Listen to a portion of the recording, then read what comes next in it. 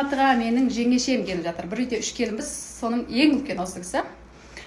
Бізге қалай келін болуды үйреткен, ылғи да ақылын айтып жүреді.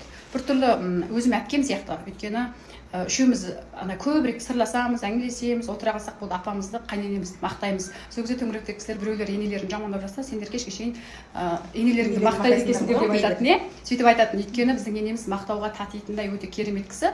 Сондықтан да біз бір-бірімізбен өте татумыз. Әрі жеңешем де өте керемет кісі. Бұл кісі бизнес ашады, өзінің бір жеке кәсіптері бар. Үйдің құрал-жабдықтарын сатады, ылғи да бізден істеп жүреді. Біз кездеспегелі 1,5 жыл болған, бүгін келіп жатыр. Ең жақсы өзімнің сіңлім сияқты осы дүкенге келсе де бәрі маған айтады, сен келініңді не деген мақтайсың, екі келініңді. Екі келінім өзімнің сіңлімдей, олардың осы күнге дейін бір жаман несін көрген жоқ. Қиын жақсы көремін. Енеміз де сондай жақсы. Мен енемнен үйренгенмін. Ең жақсы көремін. Сағынып та кеттім 1,5 жылдан бері ше. Екі келінім де сондай, екі келініммен мақтанамын. Жеңешем не істеп байқадыңыздар ма, мен жаулығымды салып алғам әуелі десеңіздер. Бүгін өз қолымменен тамақ жасадым. Сіздерге тамағымды көрсетемін.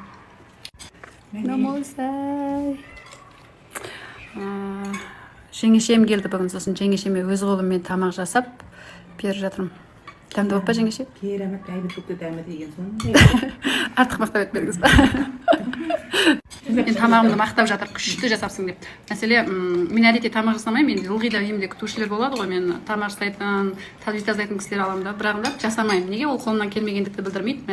Мен көбірек оған уақыт шығармаймын да. Басқа жұмыстармен тамақ жасайтын уақытымды көбірек дамуыма жұмсаймын. Ал егер зейін қойып істесең, адамның қолынан бәрі келеді, достар. Сондықтан TikToktан неден қарадым да тамақ жасағандарға, соған түрлеріне қарап жасадым. Бірақ күшті болыпты.